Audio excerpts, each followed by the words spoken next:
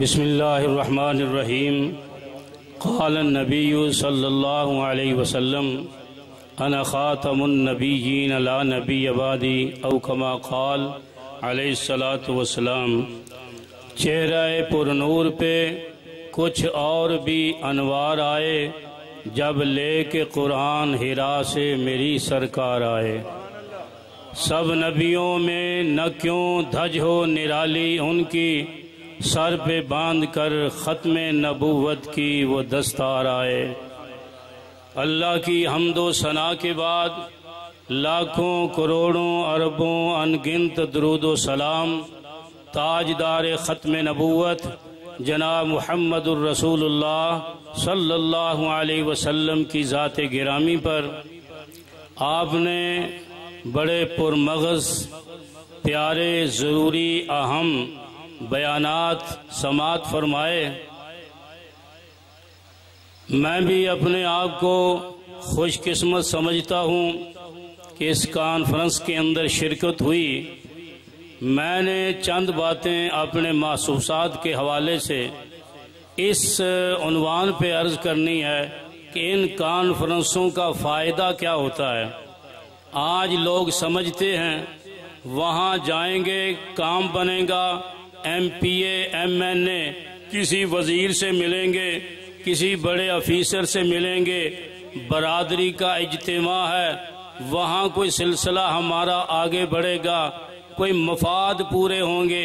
इन कॉन्फ्रेंसों के अंदर शिरकत करके आके हमें क्या मिलता है और क्या मिलेगा, तो सबसे बड़ा इनाम मिलेगा।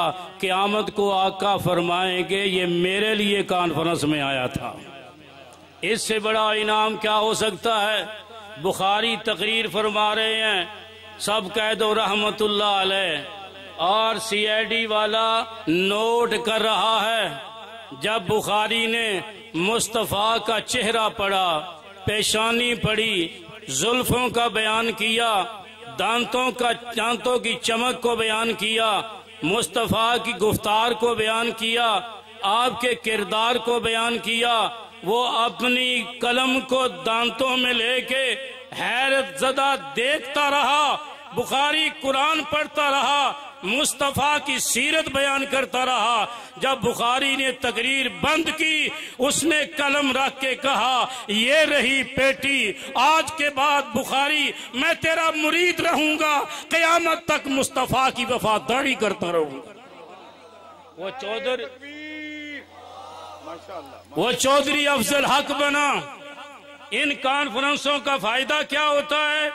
मंजूर चिन्योटी रहमतुल्लाह अलैह, जिसकी कब्र से खुशबू आई, मौलाना मुफ्ती हसन साहब फरमाते हैं क़यामत को फैसला होगा हक वाले कौन है। मुबारक हो तुम्हें, तुम्हें यहीं अल्लाह ने झलकियां दिखा दी हैं।